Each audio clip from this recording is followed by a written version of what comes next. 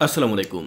অষ্টম শ্রেণীর প্রিয় শিক্ষার্থীরা, কোর্সটিকায় গত ক্লাসে আমরা আলোচনা করেছিলাম 14 নম্বর পৃষ্ঠা থেকে বি নম্বর এই অ্যাক্টিভিটি।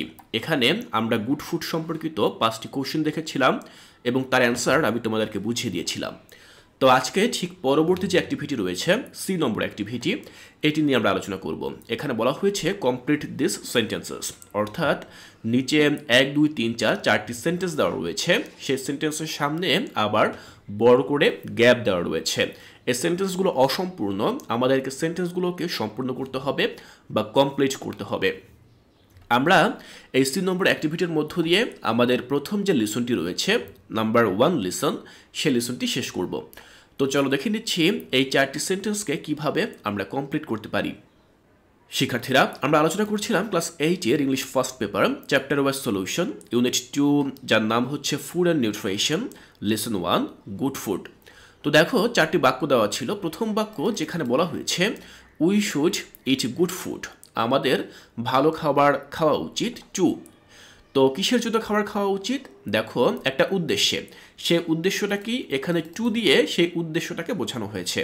তো সেই উদ্দেশ্যের কথাই আমরা মূলত এই খালি ঘরে লিখব। তো আমি লিখেছি stay healthy and grow properly, অর্থাৎ আমরা যদি স্বাস্থ্যবান থাকতে চাই এবং যথাযথভাবে বেড়ে উঠতে চাই তাহলে আমাদেরকে ভালো খাবার খেতে হবে। আর ঠিক এই উদ্দেশ্যটার কথাই আমরা খালি ঘরে লিখব। তো এভাবেই কিন্তু প্রথমে বাক্যটি আমরা সম্পন্ন করতে পারি।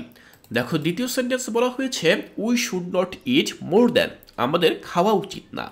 তো কি খাওয়া উচিত না? দেখো বলা হয়েছে মোর দ্যান, অতিরিক্ত। কিসের চেয়ে? ওয়াচ আওয়ার বডি নিডস, অর্থাৎ আমাদের শরীরের যা প্রয়োজন তার চেয়ে অতিরিক্ত আমাদের খাওয়া উচিত না। তো এখানে দেখো দেন বসানো হয়েছে, দেন দিয়ে মূলত অতিরিক্ত যে খাবারটার কথা বলা হয়েছে সেটিকে বোঝানো হয়েছে। তো আমরা ঠিক এভাবে অর্থ বুঝবো। আমরা যদি অর্থ বুঝতে পারি তাহলে কিন্তু খুব সহজেই আমরা অ্যান্সারগুলো করতে পারবো। দেখো 3 নম্বরে বলা হয়েছে eating too much food is not, অর্থাৎ প্রচুর পরিমাণে খাওয়া সেটা কি না? দেখো গুড ফর হেলথ, অর্থাৎ স্বাস্থ্যের জন্য ভালো না। এখানে লেখা রয়েছে good for health, good for health মানে হচ্ছে স্বাস্থ্যের জন্য ভালো, কিন্তু অতিরিক্ত খাওয়া কি স্বাস্থ্যের জন্য ভালো? অবশ্যই না। দেখো তার আগে বলা হয়েছে ইজ নট, তাহলে আমরা লিখব যে eating too much food is not good for health, অর্থাৎ অতিরিক্ত খাওয়া স্বাস্থ্যের জন্য ভালো নয়। 4-এ বলা হয়েছে কি দেখো গুড ফুড মিনস, অর্থাৎ ভালো খাবার বলতে বোঝায়। তো ভালো খাবার বলতে কি বোঝায় আমরা কিন্তু ডেফিনেশন পড়েছিলাম, আমরা সেটাই এখানে লিখে দেবো। দেখো আমি লিখেছি nutritious food that contains natural substances necessary for our body, অর্থাৎ ভালো খাবার বলতে বোঝায় পুষ্টিকর খাবার, যে সকল খাবারে কন্টেইনস অর্থাৎ থাকে, কি থাকে? ন্যাচারাল সাবস্টেন্সেস, অর্থাৎ প্রাকৃতিক বিভিন্ন পদার্থ। আর এটাই হচ্ছে গুড ফুড বা ভালো খাবার।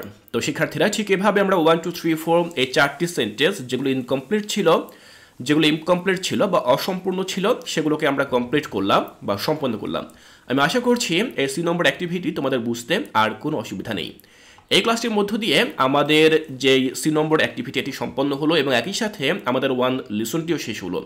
এর পরবর্তী ক্লাসে আমরা চলে যাব লিসন 2-এ, যেটার নাম হচ্ছে কাইন্ডস অফ ফুড। তো এই লিসনে যে কাজগুলো থাকবে সেগুলো কিন্তু আমি তোমাদেরকে বুঝিয়ে দেব। তাই কোর্সটিকায় এর পরবর্তী ক্লাসগুলো দেখার আমন্ত্রণ জানিয়ে আজকের এই ক্লাসটি এখানেই শেষ করছি।